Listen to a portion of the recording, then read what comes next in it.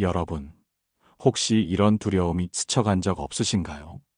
내일 아침 눈을 떴을 때 통장에 잔고가 거의 남아있지 않다면 그 순간 여러분은 무엇을 가장 먼저 잃게 될까요? 삶의 여유일까요? 아니면 자존심일까요? 사람은 누구나 나이가 들수록 두 가지 걱정에 사로잡힙니다. 첫째는 건강이고 둘째는 돈입니다. 몸이 아프면 병원에 가야 하고 치료를 받아야 하는데 그 모든 과정에 돈이 필요합니다. 건강을 지키는 것은 결국 돈과도 이어져 있습니다. 돈이 있어야 제때 치료를 받고 원하는 음식을 먹고 마음을 편안히 할 수 있습니다. 실제로 상담을 하다 보면 의사 선생님, 저는 크게 바라는 게 없어요. 그저 통장에 얼마만 있으면 든든할 것 같아요. 라고 하시는 분들을 참 많이 만납니다. 그 얼마라는 금액이 바로 오늘 우리가 이야기하려는 주제입니다. 여러분은 혹시 70세 이후 통장에 어느 정도 금액이 있어야 노후가 편안할 수 있을지 생각해 본 적 있으신가요? 저는 수많은 사례를 보며 한 가지 분명한 사실을 깨달았습니다.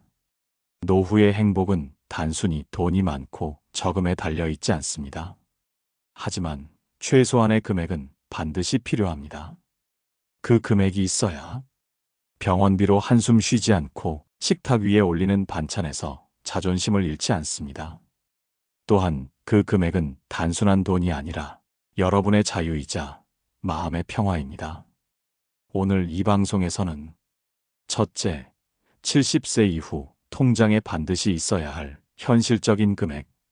둘째, 그 돈을 준비하지 못했을 때 어떤 위험이 따르는지.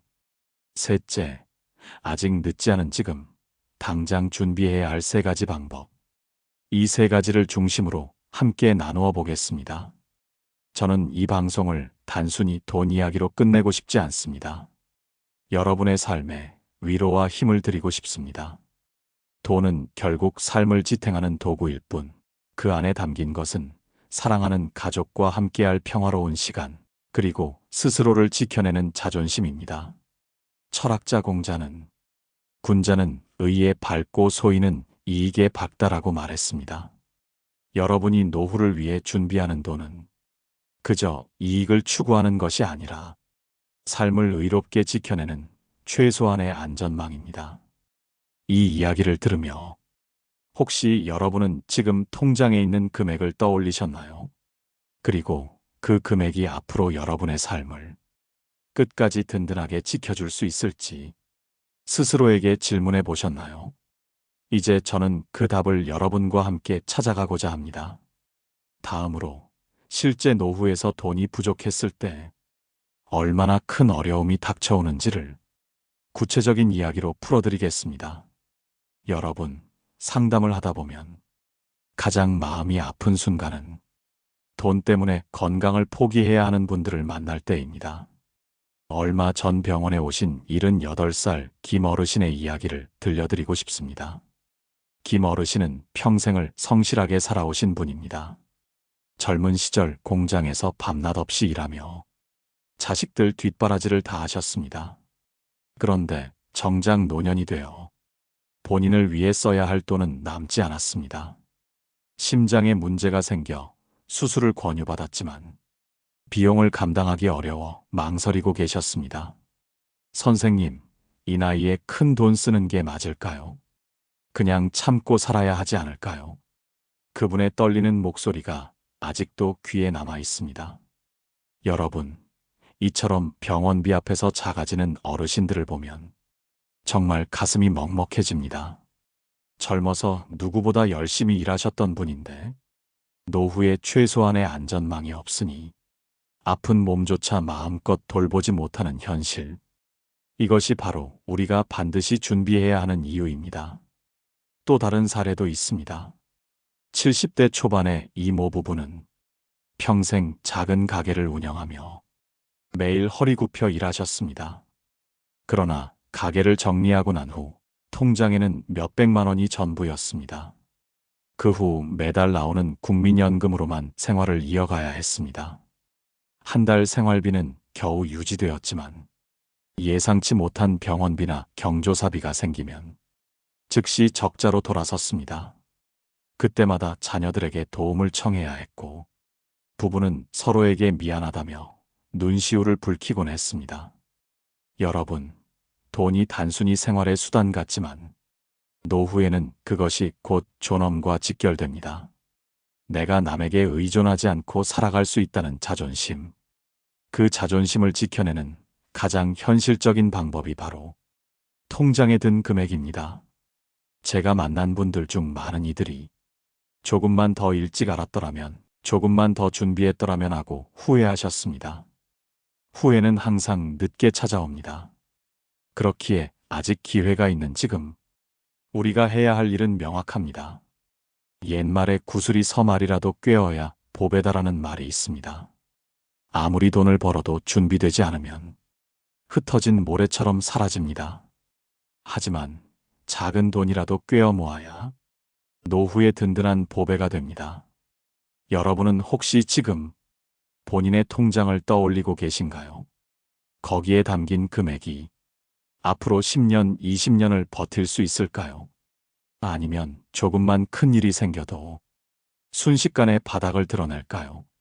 이번에는 실제로 어느 정도 금액이 있어야 노후가 든든해질 수 있는지, 그리고 그 금액이 왜 중요한지를 더 구체적으로 말씀드리겠습니다. 여러분, 실제로 통장에 얼마나 있어야 노후가 안전할까요?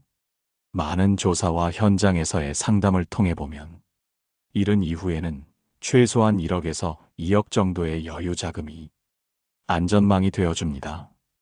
이 금액은 단순히 사치나 여유를 위한 것이 아니라 병원비, 약가, 돌발 상황에 대응하기 위한 최소한의 장치라고 할 수 있습니다. 한 예로 75살 박 어르신의 경우를 말씀드려 보겠습니다. 평생 교직에 몸담으셨던 박 어르신은 정년 퇴직 후 연금을 받으며 생활하셨습니다. 연금으로 기본적인 생활은 충분했지만 막상 아내가 뇌졸중으로 쓰러지자 상황이 달라졌습니다. 한 번의 입원과 치료, 그리고 재활비용까지 1년 남짓한 시간 동안 거의 7천만 원이 들었습니다. 다행히 박 어르신은 은퇴 전에 조금씩 모아둔 자금이 있어 큰 어려움 없이 치료를 이어갈 수 있었습니다. 하지만 주변에서는 그런 자금이 없어 치료를 포기하거나 빚을 지는 경우가 많았습니다. 또 다른 사례를 볼까요? 70대 중반 김 여사는 평생 가사와 농사일에 전념하며 살아오셨습니다. 남편이 일찍 세상을 떠나 혼자 생활하다 보니 생활비는 자녀에게 많이 의존해야 했습니다. 하지만 자녀들도 제 가정을 꾸려가느라 부모님께 드릴 수 있는 돈은 한정적이었습니다. 김 여사께서는 통장에 3천만 원 정도의 돈이 있었는데 몇 번의 큰 수술과 생활비를 충당하다 보니 금세 바닥이 드러났습니다. 그 후로는 모든 것이 눈치와 부탁의 연속이 되었고 자존심이 깊이 상처 입으셨습니다. 이 사례에서 알 수 있듯이 준비된 금액의 차이가 결국 삶의 품격과 평안의 차이가 됩니다. 여러분, 중요한 것은 단순히 돈의 액수가 아닙니다. 나 스스로를 지킬 수 있는가라는 문제입니다. 노후에 필요한 최소한의 금액을 통장에 준비한다는 것은 누구에게 의존하지 않고 내가 내 삶을 선택할 수 있는 힘을 지닌다는 뜻입니다. 철학자 공자는 이렇게 말했습니다. 군자는 의지할 곳이 있어야 흔들리지 않는다. 노후의 통장은 단순한 돈이 아니라 여러분을 지탱해줄 버팀목이자 의지처입니다. 아무리 마음이 단단한 분이라 해도 현실의 경제적 어려움 앞에서는 흔들리게 마련입니다. 그렇기에 준비된 금액은 단순한 숫자가 아닌 여러분의 존엄과 직결되는 문제라 할 수 있습니다. 이번에는 그렇다면 어떻게 그 금액을 준비할 수 있을지, 즉 지금 당장 우리가 실천할 수 있는 3가지 방법에 대해 나누어 보겠습니다. 여러분, 지금부터는 실제로 어떻게 준비해야 하는지 구체적인 방법을 나누어 보겠습니다. 많은 분들이 노후 준비라고 하면 거창한 재테크나 위험한 투자부터 떠올리지만 실제로는 생활 속에서 바로 시작할 수 있는 작지만 확실한 방법들이 있습니다. 첫 번째는 생활비 구조를 단순화하는 것입니다. 나이가 들수록 소득은 줄어드는데 지출은 줄어들지 않습니다. 특히 건강관리 비용과 생활 유지비는 해마다 조금씩 오르기 마련입니다. 그래서 지금부터라도 필수 지출과 선택 지출을 구분하는 훈련이 필요합니다. 필수 지출은 주거, 의료, 기본적인 식비입니다. 선택 지출은 외식, 쇼핑, 여행 등입니다. 이 두 가지를 분명히 나누고 선택 지출을 조정하는 습관을 들이면 생각보다 많은 금액이 남게 됩니다. 그 돈이 바로 노후의 안전망이 됩니다. 두 번째는 안정적인 금융상품을 활용하는 것입니다. 예를 들어 적립식 예금, 장기 채권, 안정형 펀드 같은 것은 큰 수익을 주지는 않지만 위험을 줄이고 꾸준히 자금을 쌓을 수 있습니다.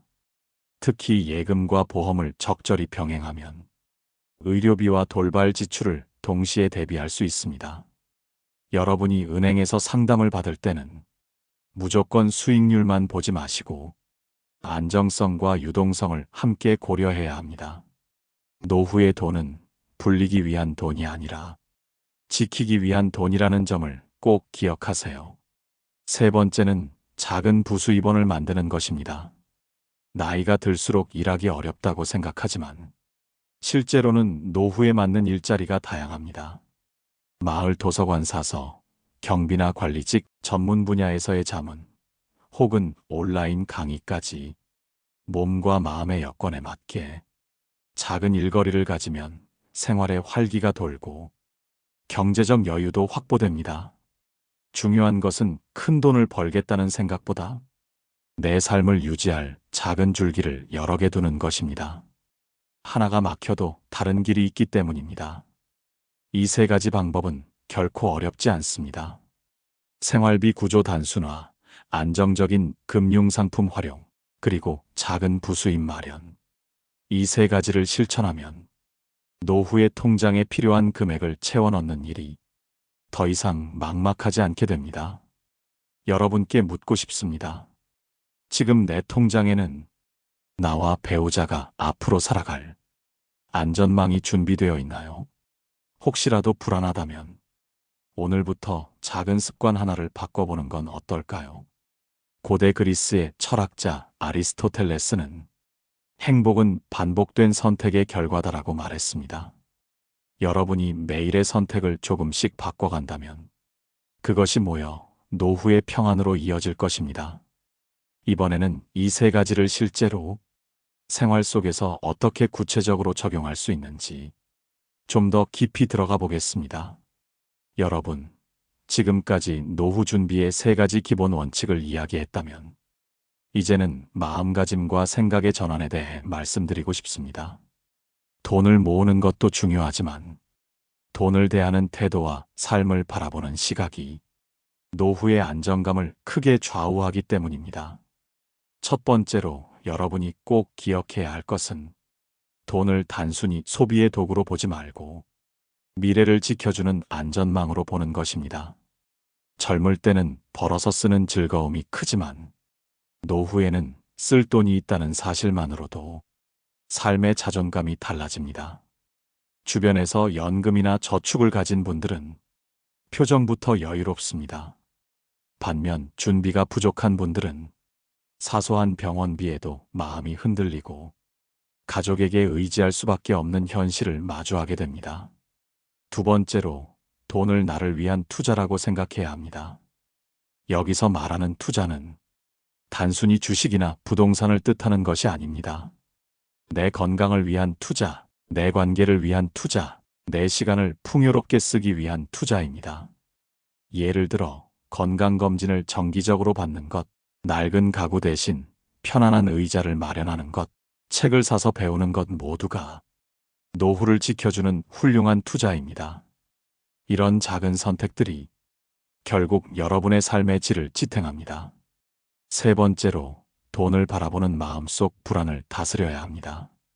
많은 분들이 노후를 준비하면서 혹시 모자라면 어쩌나라는 두려움에 사로잡힙니다. 그 불안 때문에 잘못된 투자에 손을 대거나 과도하게 절약하다가 오히려 건강을 해치기도 합니다. 불안은 준비의 원동력이 되기도 하지만 지나치면 오히려 독이 됩니다. 돈이 내 마음을 지배하는 것이 아니라 내가 돈을 다스려야 합니다. 마음을 조율하는 지혜가 필요합니다. 한 노인의 이야기를 전해드리겠습니다. 박노인이라는 분은 평생 공무원으로 일하며 크게 돈을 모으지 못했습니다. 하지만 그분은 늘 말하곤 했습니다. 나는 돈이 아니라 마음을 모은다네. 내가 아낀 돈은 나를 위해 쓰고 내가 남긴 마음은 가족을 위해 쓰지. 그는 크지 않은 연금을 받았지만 건강을 유지하기 위해 꾸준히 걷고 손주들과 시간을 보내며 풍족하지 않아도 풍요로운 삶을 살았습니다. 주변 사람들은 그의 웃음을 보며 진정한 부자가 따로 없다고 말했습니다. 중국 고전 논어에는 부귀는 내가 바라는 바이나 정당하게 얻지 않으면 가지 않겠다라는 말이 있습니다. 이는 돈이 많고 적음보다 돈을 바라보는 마음의 자세가 더 큰 행복을 좌우한다는 뜻입니다. 여러분, 지금의 내 마음은 돈 앞에서 흔들리고 있지 않나요? 내가 가진 것이 많고 적음을 떠나 돈을 지키고 나를 지키는 방법은 결국 같은 길로 모입니다. 돈을 안전망으로, 나를 위한 투자로, 불안을 다스리는 도구로 삼는 것. 이 세 가지 태도가 여러분의 노후를 지켜줄 것입니다. 이번에는 이 돈의 태도를 구체적으로 어떻게 실천할 수 있을지 실제 상황에 맞는 사례와 함께 현명한 전략을 나누어 보겠습니다. 여러분, 이제는 구체적인 전략을 말씀드릴 차례입니다. 돈을 어떻게 바라봐야 하는지 배웠다면 이제 그것을 생활 속에서 어떻게 실천할지가 중요합니다. 아무리 좋은 생각도 행동으로 이어지지 않으면 결국 공허한 말로만 남기 때문입니다. 첫 번째로 생활비 관리 전략이 필요합니다. 노후에는 수입이 크게 줄어들지만 지출은 생각보다 줄지 않습니다. 병원비, 약가, 손주들 챙기는 비용, 그리고 여전히 필요한 생활비까지. 그래서 가장 먼저 해야 할 일은 매달 들어오는 돈과 나가는 돈을 꼼꼼히 기록하는 것입니다. 지금 쓰고 있는 지출이 정말 필요한 것인지 습관적인 것인지를 구분하다 보면 줄일 수 있는 부분이 보입니다. 실제로 한 부분은 퇴직 후 매달 300만 원이 필요하다고 생각했지만 지출 내역을 분석해 보니 250만 원으로도 충분했습니다. 불필요한 구독료, 과한 외식, 겹치는 보험료를 줄였기 때문입니다. 그 50만 원이 모여 여행을 가고 취미를 즐길 수 있는 자금이 되었습니다.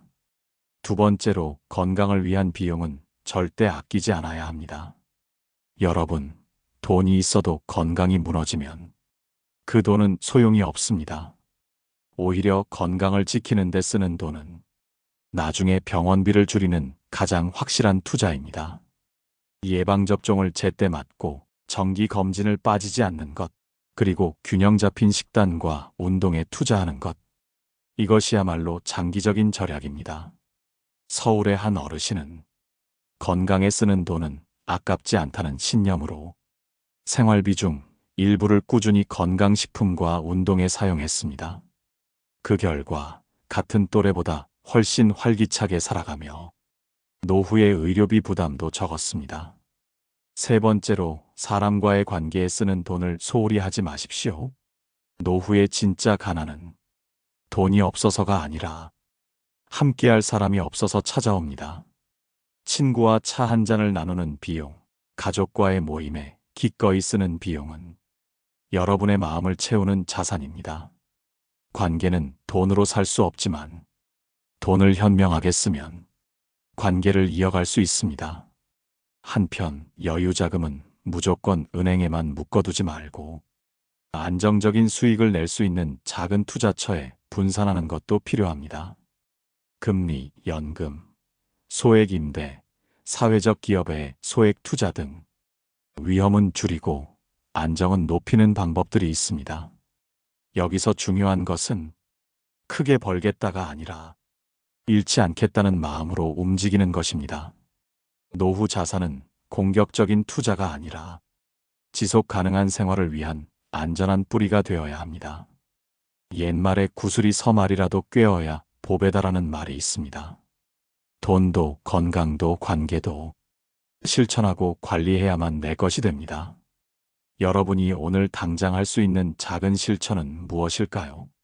생활비 가계부를 쓰는 것일 수도 있고 정기검진을 예약하는 것일 수도 있습니다. 그 첫 걸음이 모여 여러분의 노후를 지켜주는 큰 울타리가 될 것입니다. 이제 마지막으로 지금까지의 이야기를 정리하며 여러분께 꼭 전하고 싶은 당부와 함께 방송을 마무리해 보겠습니다. 여러분, 오늘 우리는 잃은 이후의 삶을 위해 통장에 얼마가 있어야 하는지, 그리고 그 돈을 어떻게 지키고 활용해야 하는지를 함께 나누었습니다. 처음에는 두려움으로 시작했을지 모르지만 이제는 한 걸음 나아가 실천할 용기를 얻으셨기를 바랍니다. 제가 강조드린 것은 결국 숫자가 아닙니다. 숫자는 단지 도구일 뿐, 그 안에 담긴 의미는 내가 내 삶을 스스로 지켜낼 수 있는 힘입니다. 자녀에게 미안해하지 않고, 주변에 눈치 보지 않고 내가 내 선택을 할 수 있는 자유. 이것이 바로 준비된 노후 자산이 주는 선물입니다. 생각해 보십시오. 여러분의 통장에 든 돈이 병원비와 생활비를 해결해주는 수단을 넘어 여러분의 존엄을 지켜주고 인생을 선택할 권리를 주는 힘이라면 그것만으로도 얼마나 든든한 버팀목이 되겠습니까? 그리고 기억해 주십시오. 돈은 단순한 숫자가 아니라 관계와 건강, 그리고 마음의 평안을 지켜주는 도구입니다. 오늘 우리가 나눈 세 가지 준비, 생활비 관리, 건강에 대한 투자, 그리고 관계를 위한 지출. 이 세 가지는 결국 돈의 액수보다 더 큰 가치를 만들어냅니다. 마지막으로 한 가지 말씀을 드리고 싶습니다. 고대 철학자 세네카는 이렇게 말했습니다. 가장 큰 부는 적은 것으로도 만족하며 자유롭게 사는 것이다. 여러분의 통장 속 숫자가 커지는 것만이 목표가 아니라 그 숫자가 주는 자유와 평안을 누리는 것이 진짜 부의 모습입니다. 이 방송을 들으시며 혹시 마음속에 떠오른 생각이나 공유하고 싶은 경험이 있으신가요? 댓글로 여러분의 이야기를 남겨주세요. 서로의 경험이 모여 또 다른 지혜가 됩니다. 좋아요와 구독도 부탁드립니다. 여러분의 작은 참여가 이 방송을 이어가는 큰 힘이 됩니다. 여러분, 노후는 두려움으로만 채워진 시간이 아닙니다. 준비하고 지혜롭게 살아간다면 여전히 따뜻하고 의미 있는 시간으로 만들 수 있습니다. 오늘 이 시간이 여러분의 노후 준비에 작은 빛이 되기를 진심으로 바랍니다. 다시 만날 때까지 여러분의 하루가 평안하기를 기원합니다. 노후에 빛나는 지혜였습니다.